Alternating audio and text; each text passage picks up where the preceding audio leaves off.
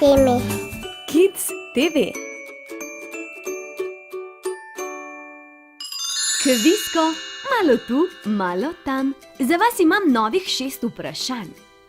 Poglejte ga, tole je astronaut. Povejte mi, s katero izmed 3 slik bi ga povezali. Je to slika, na kateri je vesoljska ladja, ali slika, na kateri je votlina, ali slika, na kateri so piramide? Kaj mislite, da bo astronautu najbolj prav prišlo, ko bo želel poleteti v vesolje? Tako je, to je vesoljsko plovilo, ki je vozilo, katero lahko potuje skozi vesoljski prostor. Če ima plovilo človeško posadko, potem je govora o vesoljski ladji. Če pa je brez posadke, se imenuje vesoljska sonda. Gremo naprej. To je faraon. Veste, faraon je bil naziv za vladarja v starem Egiptu. Vladal je vsemu ljudstvu. Povejte mi, s katero izmed 3 slik bi njega povezali. Je to z votlino, s piramidami ali vesoljsko ladjo? Dobro razmislite. Seveda s piramidami. Veste, Egipčani so gradili piramide, v katere so pokopavali svoje kralje in faraone. Piramide so bile v resnici taki ogromni grobovi. Tole je pračlovek. Zanima me, ali veste, kje si je našel dom. Je to v gradu, v hiši ali v votlini? To je človek, ki je bil precej drugačen od nas. Živel je davno v kameni dobi. Takrat so izdelovali preprosto orodje in orožje iz kamnov in kosti. Ja, prav ste slišali.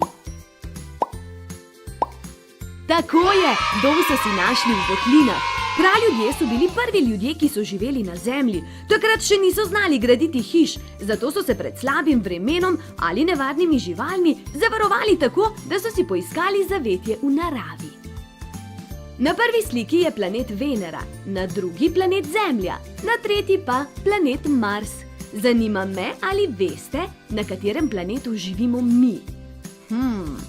Težko vprašanje.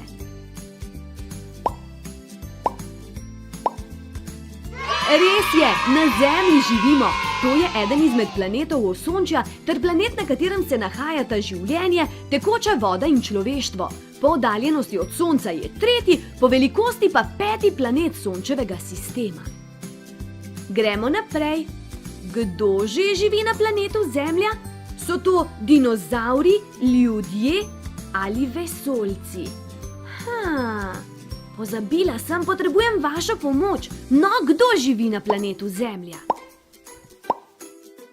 Tako je, ljudje živimo na Zemlji.